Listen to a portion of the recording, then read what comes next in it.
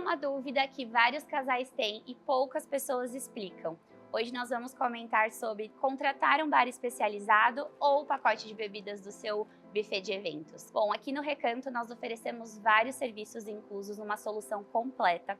Isso é super vantajoso, mas a equipe de bar tem uma grande diferença, porque a gente não está falando só sobre bebidas, e sim sobre toda a experiência do seu evento. Hoje nós temos dois convidados, o Denis e o Elvis, CEOs da Pepper Drinks, que vão aqui falar pra gente, porque a melhor coisa é começar com informação, né? Então, se apresentem, por favor. Boa. Obrigado pelo convite. Eu sou o Elvis, meu irmão Denis. Somos os fundadores da Pepper Drinks, há 18 anos no mercado. E eu acho que pelo menos uns 10 anos aí de parceria com o Recanto. Com certeza, muitos eventos. Muitos eventos realizados, a gente já soma mais de 6 mil eventos. 6 mil, que No legal. E como que é a estrutura de vocês, assim, de empresa, né? Porque é uma coisa que eu fiquei muito impressionada quando eu fui lá visitar a estrutura de vocês, mas conta pra quem tá conhecendo vocês agora. Bom, vamos lá. Nós, como o Denis comentou, 18 anos no mercado. Nós temos a sede aqui em São Bernardo do Campo. Hoje temos lá uma estrutura que a gente consegue atender até 15 eventos simultâneos. Temos internamente 25 colaboradores, mais de 100 freelancers entre montadores, bartenders, cortadores de fruta. Uma estrutura bem robusta. Impressionante, eu diria, viu, gente? Quando eu fui lá, eu fiquei impressionada. Bom, Elvis, agora que vocês já se apresentaram, eu quero começar com a primeira pergunta. Que, na opinião de vocês, como especialistas, muda de verdade, né? Qual é a principal diferença entre contratar uma empresa especializada de bar ou o casal optar por aquele pacote tradicional de bebidas que, às vezes, o espaço está oferecendo, né? Então, caipirinhas mais simples ou alguns formatos diferentes de destilados. Qual que é o principal ganho com essa escolha? Olha, eu acho que a resposta já está um pouco até dentro da pergunta que você falou, uma empresa especializada de bar.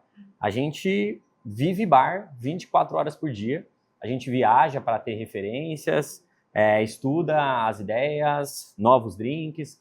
Então, acho que o fato da gente ser especialista de bar, sempre a gente vai estar um passo à frente de uma empresa que vai vender como complemento, né?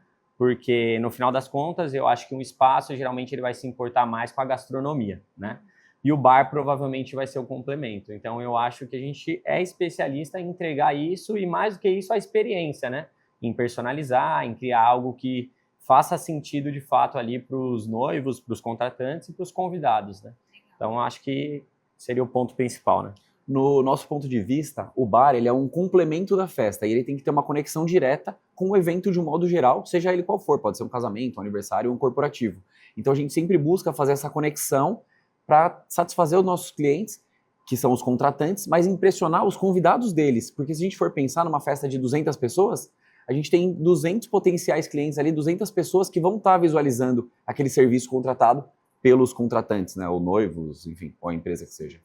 Eu fiquei curiosa com o comentário que você fez, vou já puxar um gancho disso. Você falou que vocês fazem muitas viagens, né, para se inspirar, para trazer novidades. O que vocês podem contar, assim, como uma novidade para esse ano de 2026? Boa, eu particularmente sou amante de viagem e toda viagem que eu faço, quando estou com o Denis ou sozinho ou com a minha família, eu tenho que ir em bar para pegar inspirações. E eu acho que a gente vem esse ano com alguns drinks com whisky, que eu acho que vem a ser uma tendência. E diferente do consumo puro, por exemplo, eu não gosto de consumir whisky puro. Qualquer se for um single malt, um bourbon, mas os drinks com whisky é algo que cai muito bem para mim. E a gente vê que isso acontece também com os convidados, nos eventos, nas degustações que a gente faz. Então, eu acho que isso vai ser uma tendência, mas na nossa concepção, não que pode ser que seja a tendência aí do mercado. Denis, como que você poderia dizer assim pra gente em que momento exato o bar deixa de ser somente um serviço e vira uma experiência real, assim? Eu acho que do momento que você pensa na festa, você tem que pensar como uma experiência. Porque se os contratantes quisessem apenas as bebidas em si, seria muito mais barato ele comprar vodka e energético, por exemplo, e deixar disponível para o buffet servir.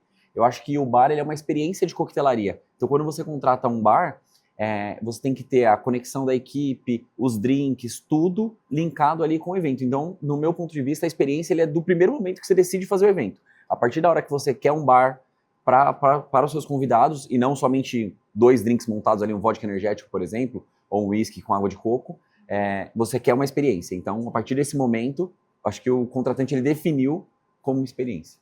Bom, eu acho que uma diferença muito importante também é falar sobre essa questão do profissionalismo, né, que a empresa especialista em bar vai trazer para o dia do evento do casal ou da empresa, do corporativo.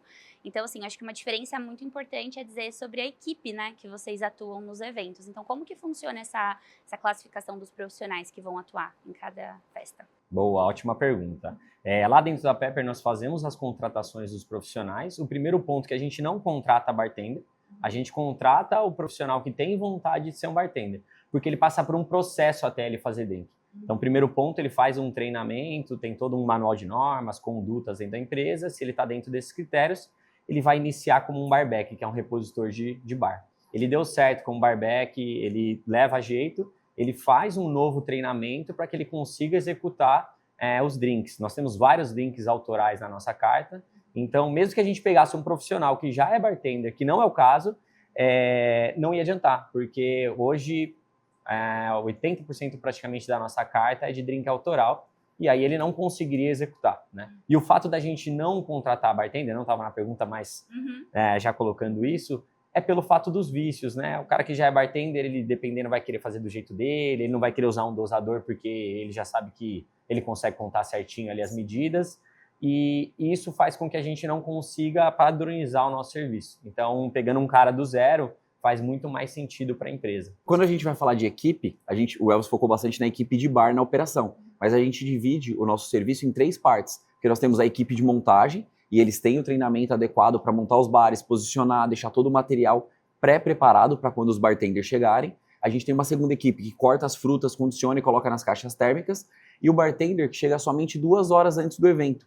Justamente por que o bartender não monta? Para ele não estar cansado, para ele chegar lá totalmente disponível. Então, a gente tem o treinamento de todas as equipes e são grupos separados. Legal, porque isso mantém um padrão de qualidade, né? Aqui no Recanto a gente tem muito esse conceito também do processo, né? Então, fichas técnicas na cozinha para que todas as receitas sejam preparadas sempre com o mesmo sabor final, não importa quem prepare, né? Então, acho que é muito disso que vocês estão trazendo também. Então, esse selo de qualidade da Peppers, eu acho que também é o diferencial quando contrata um especialista, muito legal. O quanto um bar especializado permite personalizar, né, a experiência ali do evento, porque eu acho que isso também é um dos grandes diferenciais nessa escolha.